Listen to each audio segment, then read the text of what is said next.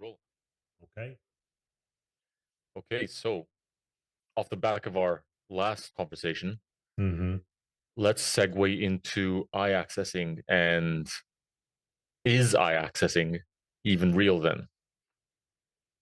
Yeah. So let's look at that. So eye accessing is a thing. Absolutely, Hmm. definitely.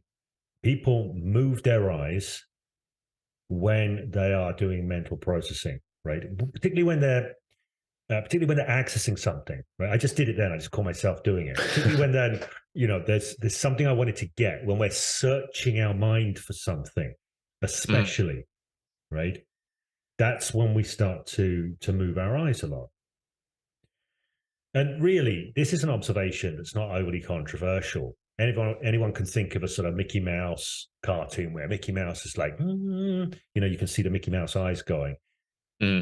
People have observed this for a long time. What Richard Banner and John Grinder did, the neurolinguistic programming people, um, which I prefer to refer to as neurolinguistics, but we won't get into that right now. What they did is they drew some patterns out of that about being a bit more specific about what sort of processing people are doing in their head rather than just going, well, they're moving their eyes, they're processing somehow. Okay. Now, they have various stories about how they come up with this, but basically, the way it goes, I'm going to describe this as if you were looking at somebody. I'm going to Okay. describe the eye accessing map. And this is for people who uh, are not watching this on video. There'll be a video version. So people watching this on video, if you're looking at me, I'm going to refer to your left and your right, not my left and my right. Okay. So when you see somebody's eyes, this is the traditional eye accessing map from NLP. When you see somebody's eyes go up and to your right, Hmm. right, which is my left, but your right, uh, that is taken to be a sign that the kind of processing they're doing is visual and is about remembering something. Hmm. Okay. If you see the eyes go up and to the left, to your left, then that is visual and constructing something. Okay. So, generally speaking, when the eyes are looking up, that's taken to be a sign that somebody is in visual processing mode, in a visual processing mode. Hmm. And by the way, I want to make it clear this is accessing, getting the information. Often, when people are visualizing, if you ask them to visualize something, their eyes won't go up apart from in the initial access. If you say visualize a polka dot pig tap dancing on a landmine or something, right? Like somebody might have to do some, they might have to do some visual remembered to get that, to remember what a pig's like and a landmine, all the details. They might have to Hmm. do some visual constructed to put it all together. But then when they actually get into the visualizing, and if they're a good visualizer, they're more likely to stare forward once they've Hmm. put the thing together, right? And Hmm. they're just keeping it in mind. What's accessing something constructed? How does that work? I understand accessing something that is remembered because I get that it's a memory, Well, but in a sense, you could say you're accessing something that's remembered and like you're constructing something. You're in the process of putting it together, either getting it or putting it uh-huh. together, Hmm. right? Hmm. Um, Once you've got it and you put it together and you want it to hold the vision, you might put it somewhere in your visual field, Hmm. right? Something interesting because I've just done this now. Yeah. I noticed, and this would probably happen if you're speaking to somebody. At least for me, right now, I constructed it and then I tried to visualize it in front of me, but you're there. So my immediate reaction was to move my entire head, tilt it to Right. the side, and look somewhere else to see it. Yes, yes. And that is an excellent observation. One of the things a lot of people don't appreciate when they are facilitating people in shifting their mind in different ways, and that person has their eyes open, Hmm. is you have to give people space to process. You can't be eyeballing them all the time, like as if you're in a regular conversation. Mhm. right? That's a little that won't be relevant to most people listening to this podcast. For me, it's relevant because I do change work facilitation with people. And if somebody's putting together a new reality for themselves, I don't want to be there staring them in the eye, going, "Have you got that? Have you got that?" Mhm. Because it's gonna mess with their processing space. Yeah. So I'll step aside. If I'm facilitating with people, I often take a shared perspective with them. So I'm not getting in their way because I don't want them in rapport with me at that point.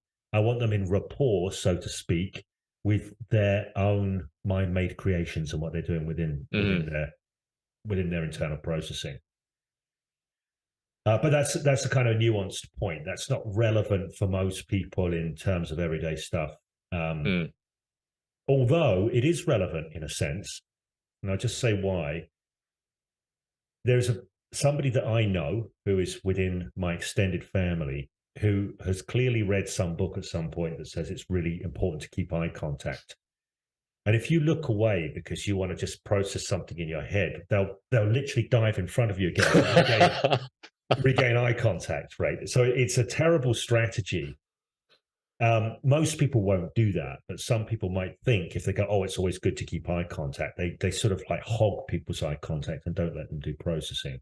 So that's not such a cool thing. Mhm. Okay, that's interesting. So, you're suggesting to actually s somebody's broken eye contact with you, and you're suggesting what to break eye or for you to break eye contact with them to let them Yeah, feel comfortable to break it. just let them look where they need to look. Let them do the processing they need to Yeah. do. Right. So Mhm. just then you were sort of looking off, and you were like, and you had your breath kind of held on the edge of a word. So there's something you're about to say. You were likely formulating exactly what it was going to be before you said it. So you were held on the edge of it. So I let you do that. Mhm. Mhm. So that's a useful thing. Let's carry on with this eye accessing map though, because Yeah, yeah, yeah. we got the visual field which is up at the top. So you see somebody What about, like, straight up? What does that mean? Does that mean anything? in the traditional NLP eye accessing map. It doesn't really mean anything because people tend to, and it's an interesting thing. Watch people. It's very rare that people will be looking straight up, right? They usually go one side or the other, or they'll roll from one to the other. It's very rare that people will hold an upward looking Mm. position. It's kind of odd. If you actually try Yeah. and do it, it's like a really odd eye position. It's not a comfortable eye position. Strains a little bit, actually, yeah. Yeah. And some hypnotists use it as an induction opener. That's a whole different topic, though, so we won't go there. So we've got that sort of top level. Now we've got the mid level. So if somebody is mid level is auditory. Mhm. Okay, so to do with sounds. So somebody's looking over to what would be your right as you're looking at them, and their left. That's auditory construct. That's auditory remembered. Mhm. Okay, they're remembering a sound that they have heard, and if they're looking over to their right and your left, that is auditory constructed. Mhm. Okay, so you say to somebody, "What's your favorite piece of music?" and they might well go over and remember it. If you said, "What's you imagine your favorite piece of music being played on a kazoo?" they might have to go the other way once they've got the original thing. But again, one of the pitfalls of this, if you say to somebody, "What's your favorite piece of music?" and they might go, "Oh, right," and you don't know what they're doing. Maybe they're scanning, like I was going to say, maybe they're scanning the They might covers be of their scanning their Spotify or something to yeah, find what yeah, their top thing is. right. I was going to say their vinyl collection, but that would have just been me showing my age. But so people will access information they will process through in different ways. So, but that's the traditional map. Is auditory is on the midline. Remembered is when the person goes to their left or your right. Constructed is when they go to their right or your left as you're looking at them. Do you find the way that it is with visual after somebody has, come up with something and then they're visualizing it and they're looking straight ahead, do you find that there's some sort of a they'll do that as well with auditory, or would they keep it in the, on their right side? Often with auditory, when people are listening, you get other signs. They often tilt the head somewhat. You'll often see that, like we're going, you know, Mhm. and they'll be slightly asymmetrical often when they're listening. Weirdly, I don't know why. Oh, Um, but again, all of this is generalizations. Doesn't yeah, mean yeah, it doesn't mean that if you see any of this, you can guarantee any of this is going on. yeah. It's something around 10%, 9, 8% or something like that have their these sides constructed and remembered on opposing sides. Yeah, and like I'm not even convinced. I don't know about percentages. I don't even know how you can really solidly measure this stuff. And I'll They've come back to done. that in a minute. They Go on. have. I read it recently. They've. It's been a recent study in 1 or 2 years ago, which did uh, an in-depth analysis and also did a meta-analysis of what existed so far, and they came to some interesting conclusions about it. Statistically significant, it's correct, and pursuing it further, but there's still the chance that it has something to do with hemispheric. If your left hemisphere and your right hemisphere is switched over, that might Yeah, change that eye accessing. I mean, this is More always. likely with left-handed people, Excuse me. a few things like this. I mean, this has always been the hypothesis, and of course, you probably could now with modern brain imaging technology check this out better. But at the time that Richard Bandler and John Grinder were surmising this, I think this would be a pretty hard thing to check with any kind of rigor. What they would ultimately have done is develop some intuitions across time. So you can't put percentages on intuitions. Yeah. At least I don't think that's a valid thing to do. So I think that these can be useful. I think it often is the case. I think if you say to somebody, think about hum your favorite tune in their head, watch what they do. You know, you can you can note things, right? But you don't need. I'll say why you don't actually need to really know any of this and still make extremely good use of eye accessing in a moment. Now, last two corners is when somebody is looking down and to their left, or that would be down and to your right as you're looking at them. They are said to be, if wired up as standard, in what's called auditory digital. Okay. Now, auditory digital means basically internal dialogue. Mhm. They're speaking to themselves. If they go down and to their right, which is your left as you look at them, they are in their kinesthetic processing. This is how it's said to be. Now, you might say, why is there no constructed and remembered and these sorts of things? Because the first two, visual and auditory, they're to do with things that you might hear in the world and you might bring back to yourself. But your feelings, you only ever feel in your body. Some people will say, and I think this is a fair thing to say, you don't remember feelings. Mm. You either feel them or you don't, Yeah. right? It's always happening in the present.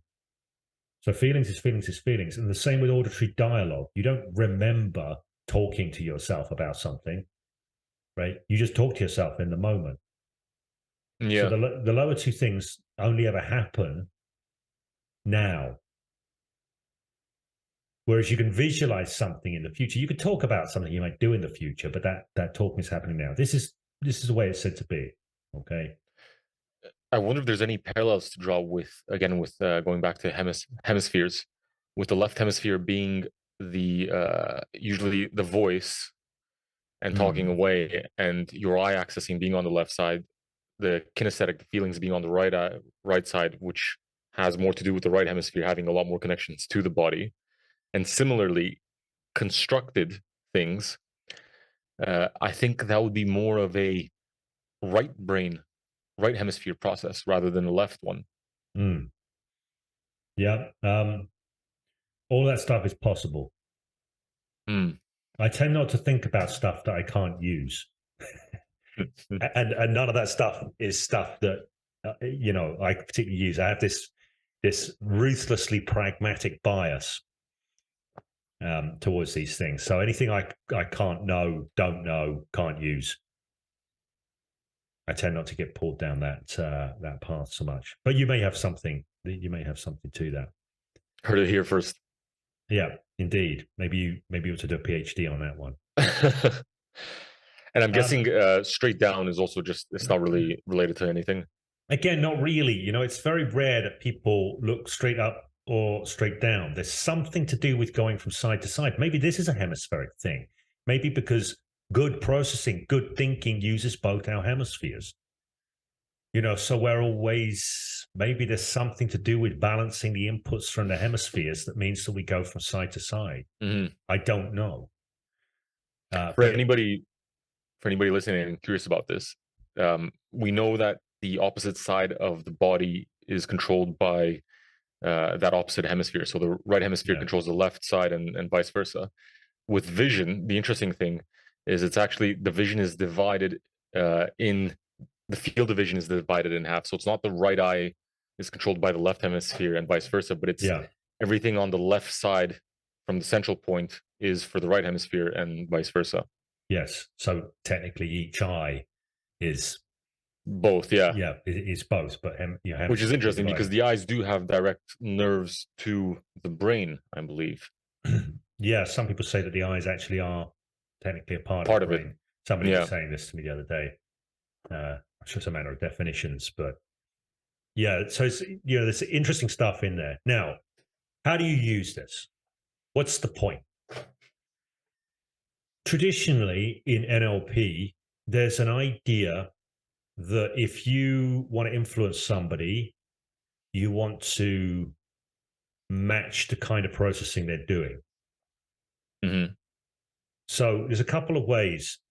And it's worth backing up here and saying that one of the views of NLP is that we do all our mental processing within basically what are called representational systems. So we have a visual representation system, auditory representation system, kinesthetic, that's feelings, and we also have olfactory and gustatory, which is smell and taste. But our most of our processing is done for most things in these three big internal channels that correspond to our senses. This Hmm. is a simplification because the kinesthetic system, once you go, well, what's kinesthetic? You start realizing that's a very rich system. It's much richer actually than auditory and visual, right? Because Hmm. we've got proprioception, we've got interoception, we've got temperature sensors, we've got um, texture. There's all sorts. There's inside outside signals, and in a sense, evolutionarily speaking, the kinesthetic systems are older than visual and auditory systems. And this relates, by the way, we may talk about this in another podcast. Another area where I've got a lot of value from, and I think you have as well, is the idea of felt sense, Mm. Yeah, um, massively. which is to do with the role of kinesthetic or interoceptive feelings in our thought processing. But that's outside the scope of this Would conversation. would you include olfactory and um as part of the kinesthetic? I mean, you could do in a sense, but um, I'd say they were more closely related than than visual and auditory.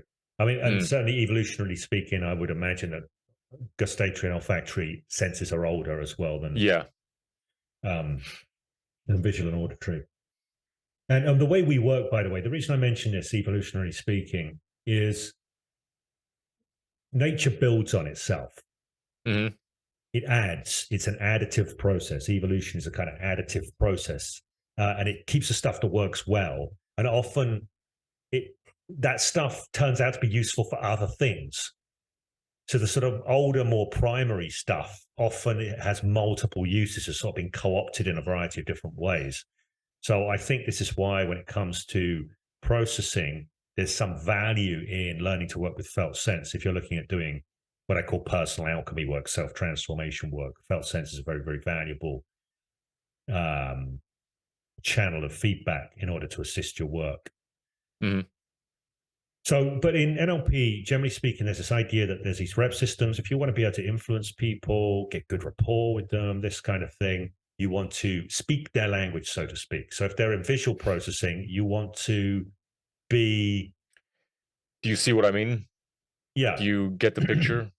yeah. Somebody says, I'm not seeing my way clear to being able to do this, or I'm not seeing how we're going to get this thing happening, and somebody then says, well, I feel that if we can just get our heads together, then I'm sure something will come to us. It's like there's a mismatch There's a there. mismatch. Yeah. Yeah. And that can create barriers. And I think there's something to that. So there's two places that NLP will traditionally attend to get someone's processing: their eyes on what's called their Mhm. rep system predicates, i.e., the words they use.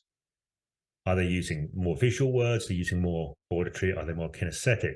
The idea is you hear somebody visually processing, or you see them visually processing, to communicate in that kind of um, channel with them. Mhm. Mhm. And I don't do any of that stuff.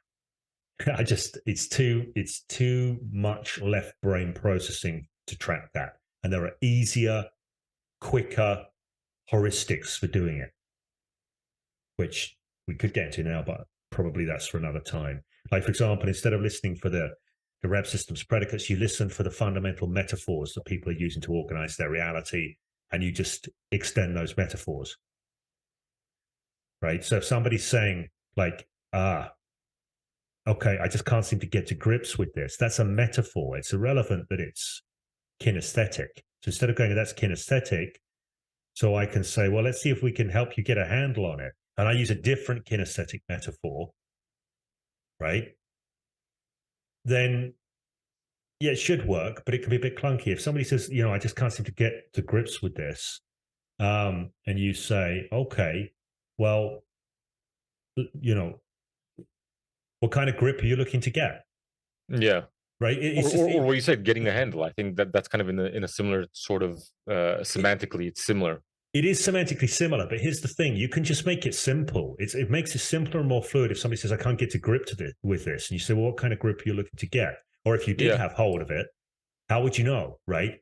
So The idea being that you try to create an extension of the yes, language and yeah, where they are, you extend that rather than necessarily just keeping it this large category, which could be right. useful, but you could make it more useful if you work within very specifically with what they're Right. saying. It's just easier, right? You Yeah. just use the metaphor they've been using, and it will logically suggest certain things, right? That metaphor will have a certain logic to it, and you just work with the logic of the metaphor. That's a lot more naturalistic than thinking, oh, this metaphor is in the kinesthetic system, so I'm going to come up with another metaphor that's also kinesthetic.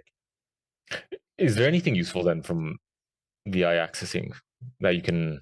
Oh, well, at the moment, let's look at the predicates bit. I'm just stick with this predicates bit for a moment. I still think there is value to learning to listen and sort rep systems predicates, but only because it informs you outside of consciousness and helps to enrich what you're able to be aware of and what your unconscious mind is able to use creatively. But trying to do it in a left hemisphere conscious way, I don't think is useful. Right. And I just want to say this point right now. The point of neurolinguistics is to train your intuitions to a higher level. It's not to have you sit in a left brain space and be trying to control things in a left brain way. But a lot of people do it that way, right? Yeah. So I do think there's value in the old rep system predicate stuff and learning that and playing with that and doing those exercises. But then in actual use, you just let go of it and let that be information for your unconscious mind. Um, but the eye accessing, this is the other way you might do it. Now, I don't really do that. I don't look and think this person's like in visual processing right now, so I better make sure the next thing I see is in a visual system. Okay. I will use eye accessing differently. It's just a bead on what system is this current state they're in, largely dominated by. It's not even what system it's. Where are their eyes? Hmm. Right? If somebody's like down in their feelings or whatever, okay, maybe it's relevant that they're in their feelings. The question is, are they stuck? Are they moving? Are they cutting new ground? Are they digging their heels in where they're at? Is this Hmm. helping them? Is this not? That's all I need to know. How can you tell from their eye accessing if they're stuck or if they're moving? It's not their eye accessing I can tell from. It's all of them. This is the Mm. important thing to recognize about eye accessing. If you take that as some kind of pure signal as a thing in and of itself, and you ignore everything else that's going on with the person, it will be of limited use. If you see it as part of an overall picture, you're looking at all sorts of things. You're looking at their fluidity of movement, you're looking at their breathing, you're looking at their muscle tone, you're listening to their voice tone. All of the stuff together paints a picture for you. It's not that the eyes are telling you something in absence of everything else, right? So if someone's there and they're going, I don't know, there's nothing I seem to try works out for me. Right? You don't need to be a genius to go Clearly stuck like, state. like Yeah. where this person's in a stuck state. Now Would you part try if you see that? Would you try to move them out of the feeling then? right? Yes, exactly. Right. Because This is because you see that the feeling side is not working for them. that system that they're in isn't helping them. Mhm. Right. Now, often Is when there yeah, go on.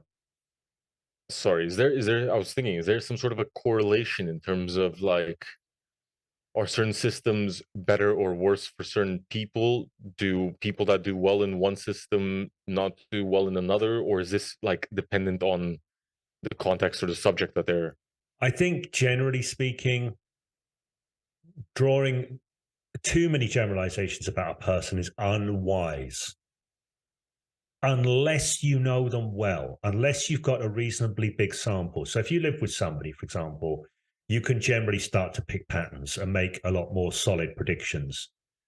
If you don't know somebody that well, you have a much more limited sample set to draw Mhm. from. So you're better off not making generalizations or too many big predictions about what this person's like or anything like that. All you really need Are to you know aware of is, any rules of thumb? And like for example, I think I'm probably more a visual person, right? yeah, I think you probably are because I've watched you do a lot of visual, Yeah. apparently do a lot of visual processing. So would you expect me to be better working in the visual field? I would expect you to be more resourceful and to be able to Uh-huh. come up and create more solutions and things within your Mhm. visual system than I would if you were in your kinesthetic system. That would be my Mhm. prediction, my pick for you. So Mhm. that may inform me if like we came on a call one day and you're like, oh, and you were stuck somehow in your thinking. I did air quotes when I said that. I didn't even do them on screen, so um, so that wouldn't have helped anyone watching the video. So but the point of the matter is, it's like, well, I want to move. I would want to help you get back into your visual system. Yeah. Now, if we're on Zoom, I don't have the same options that I have if we're in a 3D space. Yeah. If I'm working in a 3D space, I use eye accessing stuff a lot more. I use eye movement to shift state. I will deliberately like I will go and move my position in relation to somebody to pull their eyes out of the place where they're doing the, let's call it the stuck processing, Mhm. Mhm. right? And Now, if you're interested in what processing is about, that was covered in the previous yeah, chat.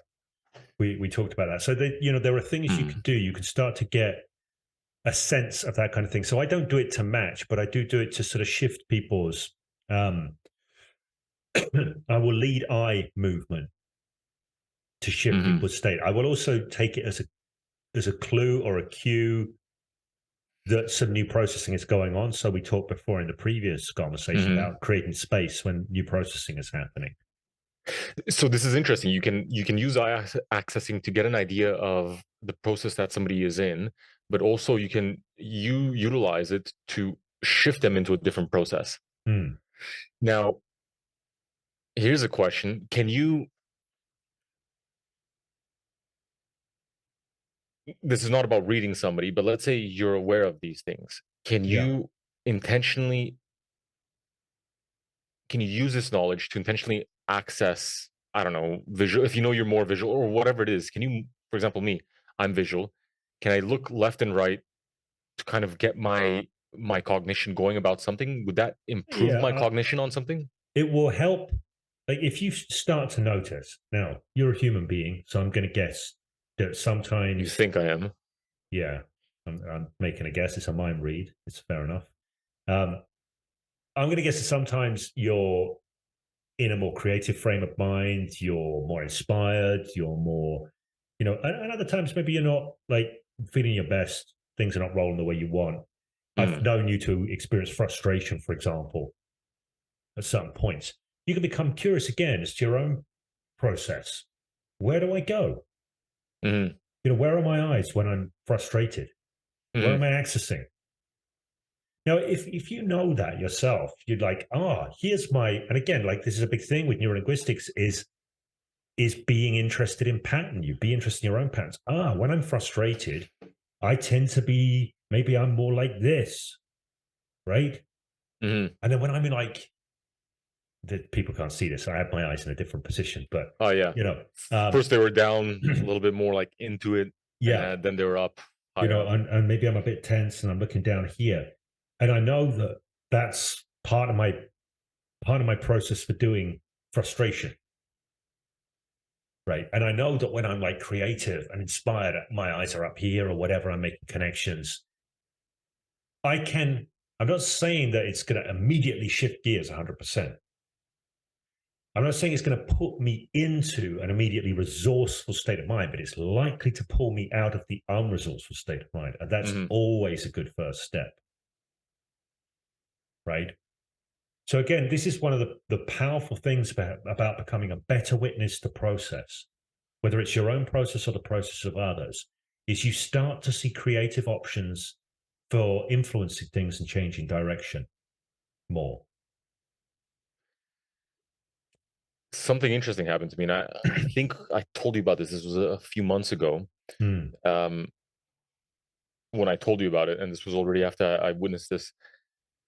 I I saw I saw an interview with Elon Musk, mm, and it really struck me how much he was, like, moving his eyes up and about when he was coming up with something, or when he would be in the interview, when he was explaining something. And it just dawned on me, I'm like, what if I did that more? Is that gonna benefit me? Is that gonna help me? And then I started doing that more. And I think when we spoke a few months ago, I told you, well, I realized, gosh, this is actually quite annoying, because I'm not making eye contact like I usually do with somebody, mm, because I'm doing that now instead, and I'm making connections. But having been on both sides, because then afterwards I also went back to making more eye contact, and I found I don't know what it was. It was my cognition was different. Uh, I reverted now back mm, to darting around. I can say, for me, I think when I'm allowing myself to just do that naturally and not trying to maintain eye contact necessarily, mm. um, I'm much better at putting things together, or piecing things together, or coming up with things, or both creatively, but also kind of structuring, or putting the frameworks together in my mind. Right. And that makes sense. And that's a useful thing to know and a useful hack. I think eye contact, by the way, is massively overrated. And Mm, and now I'm just gonna qualify what I've just said. I had a client years ago who, when he was 17 years old, everything had been fine in his life up until this point. He read a magazine article that said how important eye contact was mhm, in conversation, and he became obsessed with it. Like when I saw him, he was coming up to in his 50s, and his whole life had been ruined by this neurosis about whether he was making correct eye contact and the right amount of eye contact and all of this kind of thing. And I was just thinking, wow, that's one idea's got stuck in this guy's head and made him so self-conscious he can't act naturally, right? mhm, So there's this idea about eye contact. It's a good thing. I think eye contact, being comfortable with eye contact, is an extremely good thing. mhm. But that doesn't mean that you have to hold it all the time. It just means like be comfortable with it. Be just like, and it's all to do with being grounded and being at ease with yourself in the presence of others. So when people go, well, a lack of eye contact, it's only if somebody's avoidant because they're uncomfortable with eye contact. Yeah. Right? If you're comfortable with eye contact and you're not avoidant, there's no problem. Then you're free to use your eyes in a variety of different ways. It's people who are uncomfortable with eye contact and have avoidant eye contact behaviors that are driven by threat response systems. That's problematic. Hmm. Hmm. right? And the solution to that isn't to go make more eye contact. It's to dissolve the fear Hmm. and develop groundedness so somebody can be at ease with themselves in the presence of others. And then eye contact is less important. Eyes are dynamic things. They're not meant to be fixed in one place in strange and unnatural ways at all times. I'm aware of the time and I'm aware you have a call in about 5 minutes, don't you? Yes, I do. Well, that was interesting. That was insightful. I don't think I have any other things I would have wanted to dig into. So basically, we can't read people's minds with eyes, with their eye accessing, unfortunately, but we can understand, get an idea of the processes that they're running, the processes that they're running, Yeah, and potentially also put them into or lead them into new ones. right. There's a lot that is offered in terms of information and influence that can inform. There's a lot of information there that can inform you in terms of influence. Um, and it doesn't mean it's the be all and end all, but it does increase your options if you're looking to move people from one state to another, Yeah, which is very, very relevant in so many areas of life. Whether you're looking to influence somebody in a sales context or something like that, whether you're looking to co-create with somebody, whether you're just looking to live a good life with friends and family members, all sorts of things. help your partner out of a stuck state. She's having a difficult time, or Yeah. help. Yeah, cool, nice. Okay. Let's Alrighty wrap. then. I'm not going to leave this time out of nowhere. I'll leave that. Quick little conclusion. That was good. I thought that was interesting. That was interesting. That covered it. Was there anything else we could have went deeper into I that would don't be think worth? so. I It's more mean, shallow than I expected, to be honest. do you know what? The kind of funny thing is, it is shallower than you expected, but it's also deeper than you expect. Yeah, yeah, exactly. Yeah, you can go that tidbit that it gives you an insight into people's processes. What I need to figure out how to say that is actually really really important. I think you say it fine. I think you say it in a Canadian way, and I say it in an English way. As long as we're comfortable with that. Um, I think that look, here's my thing about eye accessing. When I first got into it, I'm like, okay, this is interesting. And then I thought, actually, this doesn't necessarily seem to work well in the way it's often prescribed. Hmm. But then after doing change work for years and paying more and more attention and just looking at the flow of the moment, more and more I started to make use of the information, It's so useful. Yeah, you know.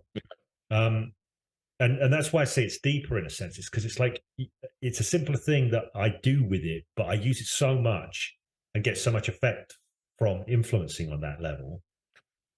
it's a distinction that you made between process and content. If you have that distinction in mind and you're conscious of that and you understand that, then it becomes actually very useful. Yeah, yeah. And also, I mean, we didn't address the thing about can you tell people are lying? No, you can't. You just it doesn't work like Yeah, that.